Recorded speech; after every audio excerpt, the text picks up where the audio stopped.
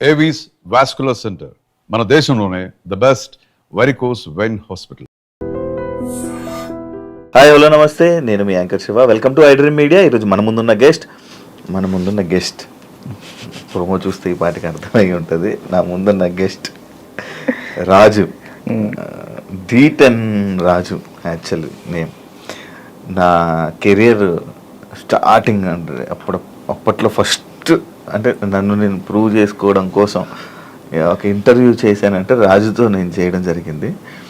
దాని తర్వాత మధ్యలో మళ్ళీ ఒక ఇంటర్వ్యూ చేశాను. మళ్ళీ ఇప్పుడు ఇంకొక ఇంటర్వ్యూతో కనిపించట్లేదు, ఏమైంది రాజు, ఏం జరుగుతుంది, రాజు లైఫ్ ఎలా ఉంది అంటే మనం స్టార్టింగ్ మన ఇంటర్వ్యూ మనోడితో చేసాం కాబట్టి గుర్తొస్తుంటుంది కదా. అప్పుడప్పుడు ఎవరైనా అడుగుతుంటారు, నేను ఫస్ట్ ఇంటర్వ్యూ ఎవరితో ఉండరా అంటే పలానా D10 రాజుతో నా కెరీర్ ఎలా స్టార్ట్ అయ్యింది, యాంకరింగ్ అది ఇది అని చెప్పుకుంటున్నప్పుడు అది గుర్తొస్తుంది కదా. సడన్గా రాజు ఏం చేస్తున్నాడు ఏంటంటే ఏమైంది ఏంటి లైఫ్ గురించి తెలుసుకుందామని ఇంటర్వ్యూకి పిలవడం జరిగింది.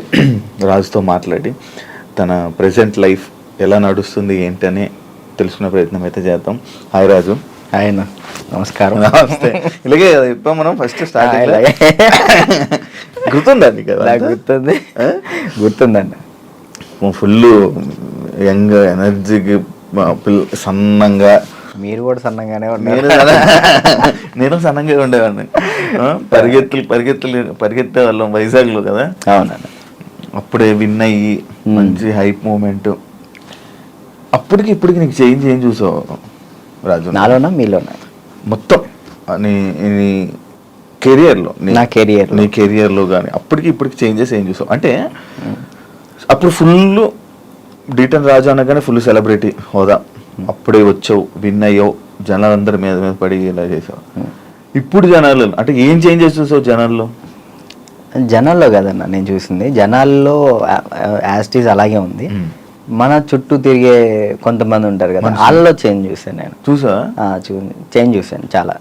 అంటే ఫేమ్ ఉన్నప్పుడు ఒకలాగా, లేనప్పుడు ఒకలాగా బిహేవ్ చేసేవాళ్ళని. అంటే మనం అప్పుడు చిన్నపిల్లలం కాబట్టి మనకు అంతకు తెలీదు, ఎవరు కలిసినా కానీ మనోళ్ళే అనుకున్నాను. బట్ వన్స్ మనం దాటిన తర్వాత మన అనుకునే వాళ్ళు మనతో లేరు. అంటే కష్టం వచ్చినప్పుడు ముందున్నవాడే మన ఫ్రెండ్ అంటారు, అలాంటి వాళ్ళు లేకుండా అయిపోయారు. సో అది తెలుసుకున్నా, ఓకే ఏదైనా కానీ మనం స్టాండర్డ్గా ఉన్నప్పుడే గట్టిగా నిలబడాలి. డబ్బు ఉంటేనే ఏదైనా అవుతుంది, డబ్బు లేకపోతే మనిషిని కాదు కదా, ఎవరిని లెక్క చేయరని అర్థమైంది నాకు. అంటే నువ్వు నీ అనుకున్న వాళ్ళే నీతో లేరు, నా అనుకునే వాళ్ళు నాతో లేరు. అంటే ఓన్లీ జస్ట్ బికాస్ ఫేమ్ లేదు, అంతే. ఫేమ్ లేదని, ఫేమ్తో వాళ్ళు ఫేమ్ వల్లే వచ్చారు, ఫేమ్ లేదని వెళ్ళిపోయారు, అంతే అంతే. మరి ఏమనుకున్నావు మరి ఈసారి నుంచి అలా నమ్మొద్దు అలా? అంటే ఇప్పుడు మనిషి ఎప్పుడు ఒక దగ్గరే ఉండిపోడు కదన్న. ఇప్పుడు నేను అనేది ఇప్పుడు ఉన్నాను, D10 తర్వాత ఒకటి వచ్చింది, సరే నేను అక్కడే ఉంటాను, ఇంక ఎదుగుతా కదా, టైం ఉంది, నా ఏజ్ ఉంది కాబట్టి ఇంకా చేయగలుగుతా, శక్తి కూడా ఉంది కాబట్టి టైం తీసుకొని ఇప్పుడు తెలిసింది కాబట్టి ఇంకా జాగ్రత్త పడతాను ఎలా ఉండాలి ఏంటి అని.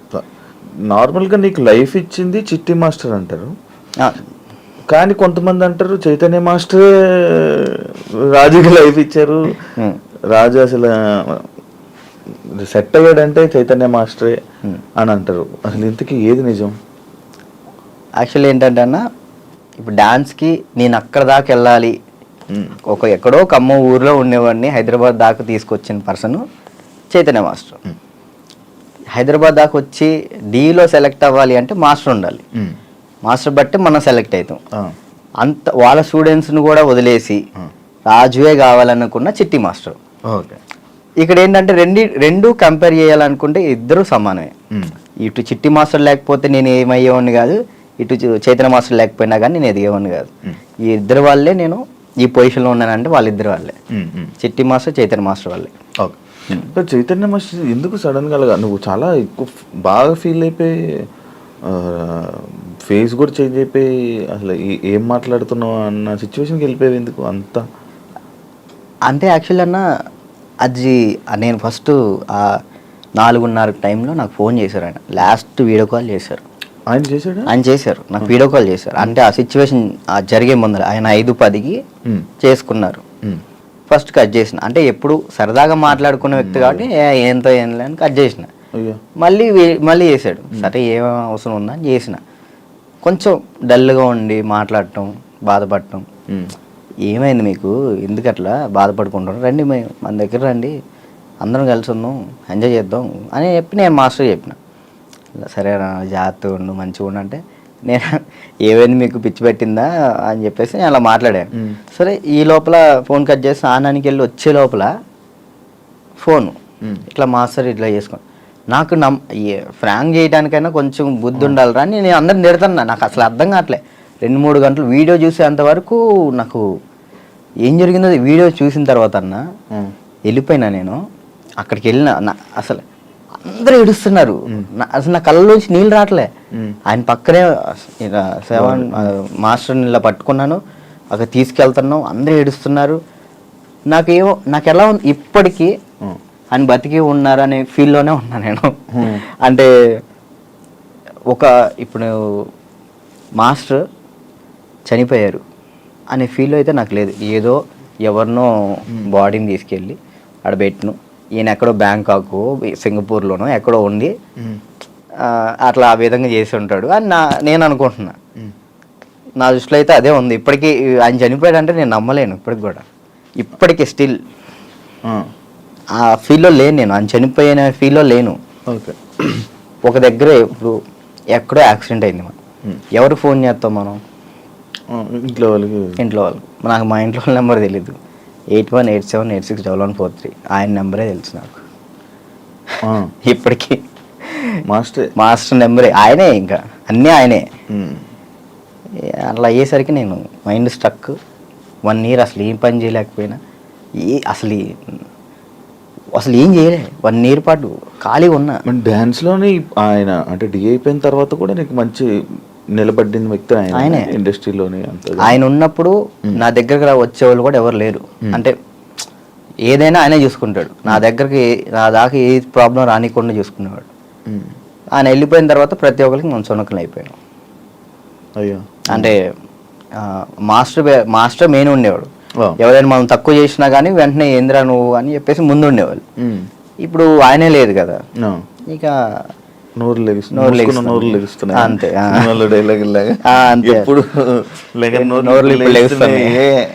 అంతే ఇక ఆల్మోస్ట్ ఇక అంతే. మరి అవి ఎప్పుడు మోగిస్తావు? కొంచెం అన్న టైం, ఒక పాయింట్ కోసం వెయిట్ చేస్తున్నా అంతే. అది కొరియోగ్రాఫర్ కానీ లైక్ యాక్టింగ్ అయినా కానీ రెండిట్లో ఒకటి మాత్రం పక్కా. నీకు కార్డు లేదా? లేదన్న కార్డు ఇవ్వలేదు, కార్డు ఇవ్వలేదు. నువ్వు ఇప్పుడు మామూలుగా డాన్సర్ కార్డు అప్లై చేస్తావా, కొరియోగ్రాఫర్ కార్డు అప్లై చేస్తావా? ఫస్ట్ నేను డీటెయిన్ అయిపోయిన వెంటనే డాన్సర్ కార్డు అప్లై చేశాను. వచ్చిందా? నేను డబ్బులు కూడా ఇచ్చాను, రాలేదు. అక్కడ యూనియన్ పర్సన్ ఒకళ్ళు మనల్ని మోసం చేశారు. 5 లక్షలు తీసుకున్నారు. ఎవరో కూడా తెలియదు. డబ్బులు అయితే మోసపోయినాం. సో యూనియన్ వాళ్ళు కంప్లైంట్ పెట్టమన్నారు. కంప్లైంట్ అయితే ఇప్పుడు రీసెంట్గానే కంప్లైంట్ పెట్టాను. ఇప్పుడు కొరియోగ్రాఫర్ కార్డు అడుగుతున్నా. అంటే రీసెంట్గా నేను డాన్స్ ఐకాన్ కొరియోగ్రాఫర్ పోయాను, అది విన్నాను. దానివల్ల కొరియోగ్రాఫర్ కార్డు అడుగుతున్నా. టైం పట్టిద్ది రాజు, అంటే మీరు డాన్సర్ కూడా చేయలే కదా అని అంటున్నారు. సో ఇక అందుకే నేను ఏం చేయాలా ఆలోచిస్తాను. ఎందుకు ఏమైనా ఇబ్బంది ఉందా వాళ్ళ దాంట్లో? ఏమైనా నడుస్తుందా? కార్డు ఇవ్వకూడదు అని ఇవ్వట్లేదు లేకపోతే? అది తెలియదు అన్న నాకు. అనిపిస్తుంది. అంటే మధ్యలో నాకు కొన్ని తెలిసింది ఏంటంటే, ఎవరో సమ్ పర్సన్స్ మనం అంటే పన్నోళ్ళు కొంతమంది ఉన్నారు, వాళ్ళు ఆపుతున్నారేమో అని నా ఉద్దేశం. డాన్సర్స్లోనే డాన్సర్కే శత్రువులు అంటారు కదా, లైక్ వాళ్ళు ఎవరో కూడా తెలియదు నాకు. గొడవలు పెట్టుకోవటం ఇలాంటివి అసలు ఇష్టం లేదు. అయినా ఎందుకు మనం అంటే పడట్లేదో అర్థం. నేను ఏం తప్పు చేశానో తెలియదు అక్కడ.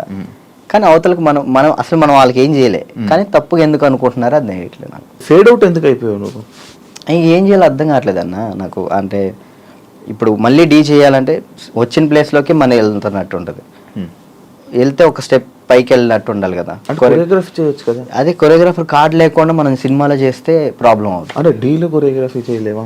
నీకు అవకాశం రావట్లేదా డీలో? అంటే ఇప్పుడు ఆల్రెడీ మనం డీలో విన్ అయ్యాం కాబట్టి మళ్ళీ డీ చేస్తే డీ కంటే కొరియోగ్రాఫింగ్ ఒక సినిమాలో లేకంటే ఏదైనా వెబ్ సిరీస్లో దీనిలో చేయాలని నా ఉద్దేశం. అంటే డీలోనే కొరియోగ్రఫీ చేస్తూ అలా సినిమాలకి అలా చేయకూడదా? అలా ఒక దాని మీద కాన్సన్ట్రేట్ పెడితే అది బాగా చేయాలని ఆలోచిస్తాను. ఇప్పుడు డీ మీద కాన్సన్ట్రేట్ చేసాం అనుకున్నా, ఖచ్చితంగా 1 year పాటు మనం దాని మీదే కాన్సన్ట్రేట్ చేసి ఒకటి మనం చేసినామంటే అది విన్ అవ్వాలి. 2 పాడవల మీద మనం కాలేయకూడదు, దాని మీదే ఫుల్ కాన్సన్ట్రేట్ పెట్టుకొని చేయాలి. ఇక్కడ ఏమైంది, ఇప్పుడు మళ్ళీ నేను డీ కొరియోగ్రాఫింగ్ వెళ్ళిపోతాను, ఆ టైంకి కార్డు వస్తే సినిమా అయిపోతుంది. కాదు ఇప్పుడు సినిమా చేయాలంటే కార్డు ఉండాలా? ఖచ్చితంగా కార్డు ఉండాలి, లేకపోతే తీసుకోకూడదా? నేను తీసుకోరు. ఎందుకు? అందుకే ఆగిపోతున్నాను. ఎందుకు తీసుకోకూడదు? నాకు ఆల్రెడీ సినిమాలో ఆఫర్లు వచ్చినాయి. మరి డైరెక్ట్గా హీరోలు డైరెక్టర్లు కూడా మీరు చేయండి కొరియోగ్రాఫింగ్ అన్నారు. ఇప్పుడు మనం సినిమా సాంగ్ చేస్తే సినిమా ఆపేస్తారు యూనియన్స్. అంటే వాళ్ళు పెట్టుకున్న దాన్ని మనం జవదాటకూడదని నేను. అంటే ఇప్పుడు ప్రతిదీ శత్రువులు చేసుకోకూడదు కదన్న. ఇప్పుడు వాళ్ళంటూ ఒక టీం పెట్టారు, ఇది యూనియన్ ఉంది, మీరు దీన్ని పాటించాలని చెప్పేసి అన్నారు. నేను అదే పరంగా నేను కూడా ఉన్నాను. నాకేంటంటే కార్డు కోసం వెయిట్ చేస్తున్నా, కార్డు వస్తే చాలు చేద్దామని రెడీగా ఉన్నా. చాలా డ్యాన్స్ క్లాసులు పెడుతుంటావు లేపే. యాక్చువల్లీ ఏం జరుగుతుందంటే అన్న, ఫస్ట్ ఇంటర్వ్యూ మనం డ్యాన్స్ క్లాస్లోనే పెట్టాం, అక్కడ బాగా వచ్చారు జనం. దానికన్నా ముందు ఇంకో డ్యాన్స్ క్లాస్ లేదు నీకు? అది ఖమ్మంలో అది హైదరాబాద్లో ఫస్ట్ అదే. హైదరాబాద్లో ఫస్ట్ అదే. అక్కడ ఏమైపోయింది, ఎక్కువ మంది జనాలు అయిపోయేసరికి డాన్స్ చేస్తుంటే అది ఆ బిల్డింగ్ మొత్తం షేక్ అవుతుంది అని చెప్పి ఓనర్ గొడవ పెట్టాడు. పక్కన మళ్ళీ చదువుకునే వాళ్ళకి ఇచ్చారు, అంటే సంథింగ్ స్టడీకి ఇచ్చారు. స్టడీయా డాన్సా అంటే నేను కూడా స్టడీయా అంట, చదువుకున్న వాళ్ళని ఇబ్బంది పెట్టకూడదని. ఇది నా కెరియర్, దీన్ని వదులుకోలేను అలా అని. నాకు ఏం చేయాలో అర్థం కాలే. ఇక సర్లే ఇక్కడ కాకపోతే మనం ఎక్కడైనా పెట్టుకోవచ్చు, చదువుకున్న వాళ్ళని ఎందుకు ఇబ్బంది పెట్టాలని చెప్పి నేను అక్కడ నుంచి తీసేసాను. తర్వాత గ్రాండ్ ఓపెన్ చేసి శేఖర్ మాస్టర్ని పిలిపించి అదే ఓపెన్ చేశాను. మొత్తం 100 మంది డాన్సర్లు వచ్చారు, వాళ్ళ కోసం సపరేట్ హాస్టల్ పెట్టాను. వారాన్ని అయింది, లాక్డౌన్ పడింది.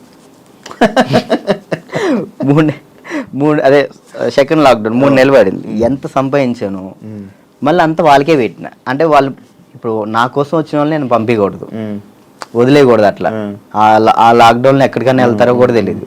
ఇంకా 3 నెలలు వాళ్ళు ఇచ్చిన డబ్బులే నేను వాళ్ళకే ఇంకా ఫుడ్ పెట్టుకుంటూ పెట్టిన తర్వాత ఇక తీయాల్సి వచ్చేసింది. అది మళ్ళీ పెట్టా. పేరెంట్స్ ఏమంటున్నారు, నువ్వు ఉంటేనే మేము జాయిన్ చేస్తాం అంటున్నారు. నేను ఎలా ఉంటాను, అసిస్టెంట్స్ ఉంటారండి, చిన్నపిల్లలకి అసిస్టెంట్స్ ఉంటారు, వాళ్ళు నేర్పిస్తారు. నేను కూడా ఉంటాను, ఒక 1-2 days ఉండనేమో. వర్క్ ఉన్నప్పుడు నేను అక్కడికి వెళ్తాను, లేనప్పుడు నేను ఇక్కడే ఉంటానంటే మీరు ఉంటే నేను జాయిన్ చేస్తా, లేదంటే లేదు అంటారు. ఇక దానివల్ల ఇప్పుడు ఏం పెట్టట్లే. ఆన్లైన్ క్లాసెస్ పెట్టుకుందాం అని చూస్తున్నాను. ఒకవేళ ఇప్పుడు నేను డ్యాన్స్ క్లాస్ పెట్టాను అనుకో, నేను క్లాస్ నీకు మొత్తం సెట్ చేసి ఇచ్చా, నువ్వేం చేస్తావు? నువ్వు చూసుకుంటావు? లేదు, చూసుకోలేను. అలా చూసుకోలేదు. వీక్లీ ఒక 2 days 3 days అలానే అట్లయితే నేను చేసుకుంటాను ఖచ్చితంగా. ఓకే, వీక్లీ ఒక 2 days నువ్వు చూసుకోమను అనుకో, నేను వచ్చాను ఆ 2 days పర్ఫెక్ట్. ఆ విషయంలో మాత్రం పక్కా డెడికేషన్. వర్క్ విషయంలో నువ్వు ఏది చెప్పినా కానీ నేను ముందుంటా. ఓకే. యూట్యూబ్ ఏమైంది, సాంగ్స్ చేసేవాడివి, అది కంట్రోల్ చేసావు మళ్ళీ అది కూడా అలాగే. నాకు తెలియదు అన్న అసలు యాక్చువల్లీ యూట్యూబ్ గురించి అసలు ఏంటి ప్రాసెస్ కూడా నాకు తెలియదు. స్టార్టింగ్ యాక్చువల్లీ ఆ సాంగ్ నేను ఎందుకు చేశాను అంటే అన్న, నేను చేయగలుగుతానా లేదా, కొరియోగ్రాఫింగ్ కానీ వీడియోగ్రఫీ కానీ కెమెరా టేకింగ్ నాకు తెలుసా తెలియదా. ఏదైనా కానీ మనం తెలుసుకుంటేనే అది చేయగలుగుతాం లేదు తెలిసింది. పక్కన డబ్బులు లాస్ చేయడం కంటే ఆ టైంలో నేను సంపాదిస్తున్నా కాబట్టి నా డబ్బులతో నేనే చేసిన. నాకు ఇష్టమైన సాంగ్ అది. ఓకే, నాకు అర్థమైంది, ఇట్లా ఉంటుంది, ఇట్లా చెయ్యాలి, ఇట్లా ఈ కెమెరా మీదే ఉంటుంది అంతా, లెన్స్ అవి ఉంటాయి, ఓకే చూసుకోవాలి, టేకింగ్స్ చూసుకోవాలి, ప్రతి ఒక్కటి దాన్ని ఎలా కొరియోగ్రాఫింగ్ చేయాలి అన్నీ ఆ ఒక్క సాంగ్లోనే నేర్చుకున్నాను నేను. అప్పుడు అర్థమైంది. ఆ తర్వాత ఇప్పుడు మీరు వచ్చారు, నన్ను నమ్మి సాంగ్ ఇస్తారు, దాన్ని నేను నాకేదో వస్తున్నాయి డబ్బులు వస్తున్నాయి కదా, నేను ఏది పడితే అది తీస్తే బాగోదు కదా, న్యాయం చేయాలని చెప్పి నేను ఇది నా డబ్బులు ఖర్చు పెట్టుకొని తీసి నా ఛానల్ ఓపెన్ చేసుకొని పెట్టిన. బాగా వెళ్ళింది, అది 10 millions దాకా వెళ్ళింది. దాని తర్వాత ఇప్పుడు బయట చేసిన వెబ్ సిరీస్ సాంగ్స్ కానీ లేదా యూట్యూబ్ సాంగ్స్ కానీ అప్పుడు నాకు అర్థమైంది కాబట్టి ఇంకా చేసుకుంటూ వచ్చిన. మళ్ళీ దాని తర్వాత నీకు ఛానల్ నుంచి సాంగ్స్ వచ్చాయా ఈ కొరియోగ్రఫీ చేయని? యూట్యూబ్ ఛానల్ నుంచి రాలేదు, అంటే లేదు యూట్యూబ్ సాంగ్ నుంచి రాలేదు. ఈ నా ఛానల్లో ప్రయత్నం చేసుకున్నా, దాని తర్వాత 2-3 వచ్చినాయి, అవి బాగా చేసాం, అవి కూడా బాగానే. నేను కూడా సాంగ్స్ చేశాక నాకు అర్థమైంది అనమాట, ఓకే బ్యాక్లో ఇలా ఉండాలి మొత్తం కనబడే. అమ్మో ఎట్లా ఉందన్న నరకకూడదు, నరకం కాదు అసలు, అది ఈ 2 ఎగిరిపోయేవి, నల్ల అయిపోయి ఒక్కొక్కసారి అప్పుడే చేతులకి ఏమయ్యేవో తెలియవు, సడన్ పట్టేసి. మీరు కూడా చేశారు కదన్న హనుమాన్ సాంగ్, అయితే మీరు బాగా చేశారు. నువ్వు ఫోన్ చేసావు కదా నాకు, ఫోన్ బాగా చేసావు. నాకు బాగా అనిపించింది, అంటే మీ సైడ్ నుంచి నేను అది ఎక్స్పెక్ట్ చేయలేదు, మీరు అది చేయగానే నేను చాలా హ్యాపీ ఫీల్ అయ్యా. అరే నేను ఎల్లుంటే బాగుండు, శివన్న బాగా చేస్తున్నాడు, మనం ఎల్లుంటే పక్క మనం యాక్చువల్లీ బాబీ కూడా బాగా చేస్తాడు. అండ్ ఏమైందంటే మ్యాటర్, నేను డాన్స్ చేస్తానని మన వాళ్ళు వేరే కొరియోగ్రాఫర్లకి ఇలా అడుగుతుంటే, అమ్మో ఆయనకా వద్దా, ఆయనకా నా వల్ల కాదని వెళ్ళిపోయారు. బాబీ ఒక్కడే వచ్చాడు ముందుకి, అడుగుతుంటే బాబీ ఒక్కడే వచ్చాడు, ఇంకా మిగతా వాళ్ళు ఎవరు చేయనన్నారు. నాకు వేరే వాళ్ళు ఇచ్చినా నేను తీసుకున్నాను కాదు, మిమ్మల్నే తీసుకుంటాను. ఎందుకంటే అన్న డాన్స్ అంటే మెయిన్గా మీరు హెవీగా డాన్స్ చేయటం కాదు, కొరియోగ్రాఫింగ్ అంటే మనం దాంట్లో చాలా చేయొచ్చు. మనం డాన్స్ ఒకటే లైఫా, ఇంకేమైనా ఉందా నీకు తెలియని కళా పోషకాలు ఏమైనా ఉన్నాయా? ఏముండే అన్న, డాన్స్ ఒకటే లైఫ్ అండ్ యాక్టింగ్ ఇష్టం అన్నమాట చాలా.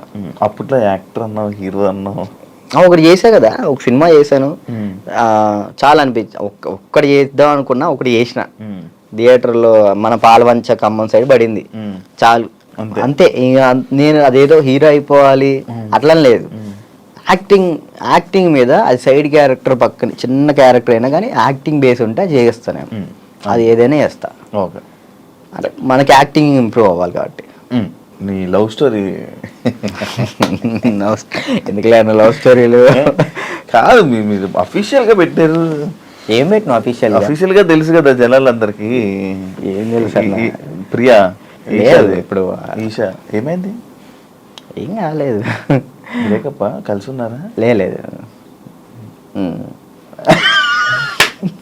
ఏంటి అన్న, అది ఒక ప్రోగ్రామ్ అన్న, ప్రోగ్రాంలో వాళ్ళు చెప్పి మేము చేయి, ఇప్పుడు సుధీర్ రేష్మి లవర్స్ అని నమ్ముతాను కాదు కదా, అట్లా నేను తను లవర్స్ ఏం కాదు, జస్ట్ ప్రోగ్రామ్ వరకు. నువ్వు నవ్వకన్నా, యాక్చువల్లీ తను చాలా మంచి అమ్మాయి, ఆ విషయంలో చాలా అంటే చాలా మంచిది, మనమే వేస్ట్ కాలం కాబట్టి తను ఇప్పుడు హ్యాపీగా. మరి ఆ రూమర్స్ అన్ని తప్ప, మీరు రిలేషన్ అని ఇవన్నీ లవర్స్ తర్వాత బ్రేకప్ అయిందని అంత చెప్పి నవ్వుతున్నావు, ఏం చెప్పాలన్నా ఆన్సర్ కాదు, ఆన్సర్ రావట్లేదు. సరే ఇప్పుడు దాకా బాగా మాట్లాడా, చెప్పలే. తనకి ఇప్పుడు మంచి లైఫ్ ఉంది, తను హ్యాపీగా ఉంది, మనం మాట్లాడి ఎందుకు అని చెప్పేసి అలా. ఓకే, ఆ టాపిక్ మేము ఎందుకు డిస్టర్బెన్స్. ఓకే, అప్పట్లో అక్షయఖాన్ ఫుల్ ఇది పెట్టారు, దాని తర్వాత ఇది వచ్చింది. ఇప్పుడు అక్షయ్ నువ్వు ఇప్పుడు టచ్లో ఉన్నారా? మొన్న ఛాంపియన్స్లో అనుకుంటా కదా మళ్ళీ మీరు ఇద్దరు కలిసి డాన్స్ చేసింది, అదేనా? ఛాంపియన్స్ అప్పుడు కలిసి ఉన్నారా ఇప్పుడు మీరంతా? నార్మల్ కలుస్తూ ఉంటాం అన్న, ఇప్పుడు వాళ్ళ ఇంటికి వెళ్తూ ఉంటాం అప్పుడప్పుడు. చెప్తున్నా కదా, అప్పుడు స్టార్టింగ్ అంటే ఇక తనే అసలు ఎట్టున్నా కానీ అటు వెళ్ళిపోయేవాళ్ళు. కాదు, ఇన్స్టాలో అందరిని అన్ఫాలో ఎందుకు కొట్టావు? ఎప్పుడన్నా ఇన్స్టాలో మొత్తం అందరిని, మీ ఫ్రెండ్స్ వాళ్ళు వీళ్ళు అని కాకుండా అందరిని అన్ఫాలో ఎందుకు కొట్టేసావు? ఎప్పుడన్నా రీసెంట్గా ఏ పిచ్చిలు వేసింది ఒక్కొక్కసారి, అంటే ఒక్కరిని ఇంట్లో కూర్చున్నా అంటే ఏంది నాకు ఎవరు మెసేజ్ చేయట్లేదు ఏంటి, ఫేమ్ అయిపోయింది వదిలేసారు ఏంటి అందరని తెక్కులేసి మొత్తం అందరిని అన్ఫాలో కొట్టేసిన. మొన్న ఆ టాపిక్ కూడా నాకు ఎలా వచ్చిందంటే, ఎవరు ఫోన్ చేసి రాజు ఏంటి అందరిని అన్ఫాలో కొట్టాడు అని అన్నారు. ఎందుకు అన్ఫాలో కొట్టాడంటే ఏమైందో ఏంటో తెలీదు, మీ మధ్య ఏదో డిప్రెషన్లో ఉండి ఏమైంది అందుకే అందరిని అన్ఫాలో కొట్టేశాడని టాకు. అది అసలు unfollow డిప్రెషన్లోకి వెళ్ళారు, అది మాత్రం నిజం. ఎందుకు ఇదే ఏం చేయాలో అర్థం కావట్లే. ఇప్పుడు ఒకటి వచ్చింది అనుకున్నా, దాని మీద గట్టిగా నుంచుంటా. ఇది ఏంటంటే నాకు ఇటు వెళ్ళాలో అర్థం కావట్లేదు.